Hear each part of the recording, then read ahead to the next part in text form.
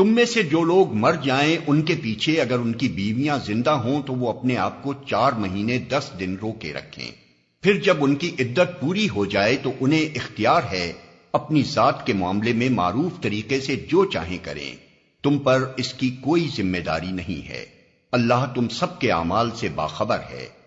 زمانہ عدت میں خاتم ان بیوہ عورتوں کے ساتھ منگنی کا ارادہ اشارے کنائے میں ظاہر کر دو، خواہ دل میں چھپائے رکھو، دونوں صورتوں میں کوئی مذائقہ نہیں۔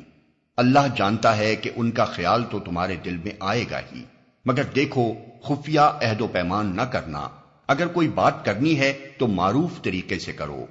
اور عقد نکاح باندھنے کا فیصلہ اس وقت تک نہ کرو جب تک کہ عدت پوری نہ ہو جائے۔ خوب سمجھ لو کہ اللہ تمہارے دلوں کا حال تک جانتا ہے، لہذا اس سے ڈرو، اور یہ بھی جان لو کہ اللہ بردبار ہے، چھوٹی چھوٹی باتوں سے درگزر فرماتا ہے۔